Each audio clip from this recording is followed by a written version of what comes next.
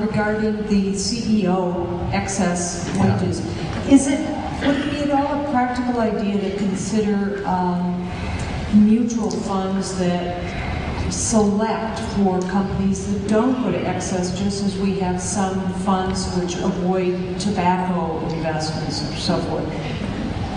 I would need to think that through. It is an issue, it is an interesting question. I think it might be worth looking at.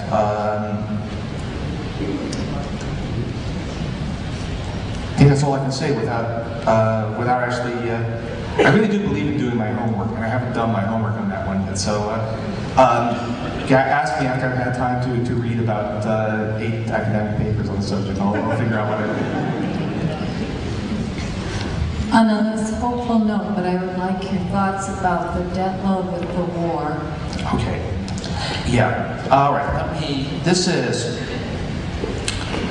There are 2 ways to look at the cost of the war.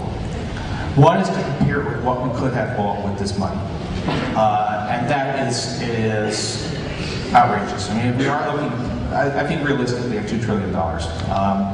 And what you could have bought with $2 trillion, you could have, just by lending it out at interest, I think you'd have enough money to provide guaranteed health insurance for every child in America in perpetuity. So it's the S-chip bill that Bush has vetoed. The cost of S-chip expansion for 5 years was 41 days in Iraq. So at that level, it's outrageous. The other question is whether the load is so great that it will cripple hopes for reform, for doing stuff. And the answer is no, because the U.S. is just such a huge economy. So a trillion here, a trillion there, and soon you're talking about real money, but that's not. No, but let me give you the appropriate scaling. We're currently spending around, I think it's around 0.8% of GDP on Iraq. We were spending at the height of the Vietnam War, we were spending about 2% of GDP on Vietnam. So Iraq is less than half of Vietnam in terms of what it costs.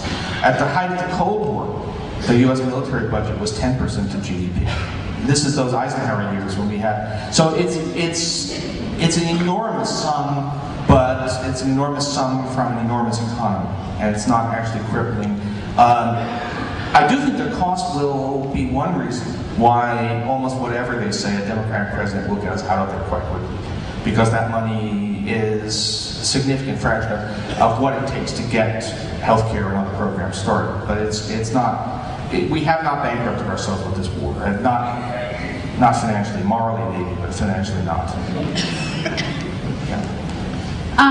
Quick question. I feel pretty marginalized by the political process currently.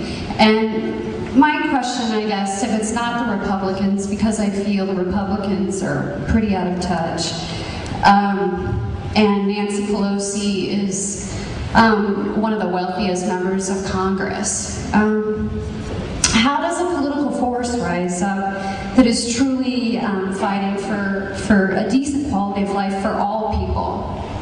Okay, FDR was pretty rich too. I mean, the fact that someone is individually wealthy, George Soros is incredibly rich, but is actually doing a lot of good stuff. So that shouldn't be the criteria. The question should be, what do they advocate?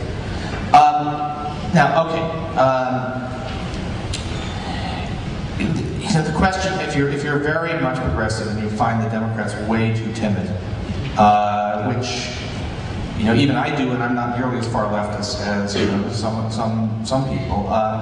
What do you do? Third party, that didn't work out so well in 2000.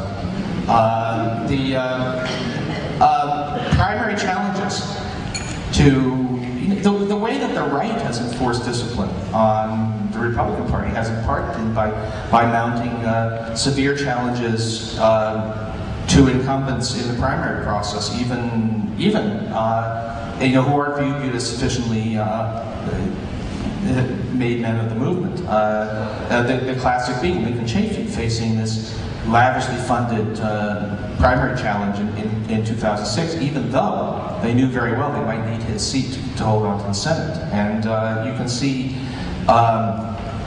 Our inspector, who probably was once a reasonable person, was clearly intimidated by that primary challenge he faced in 2004.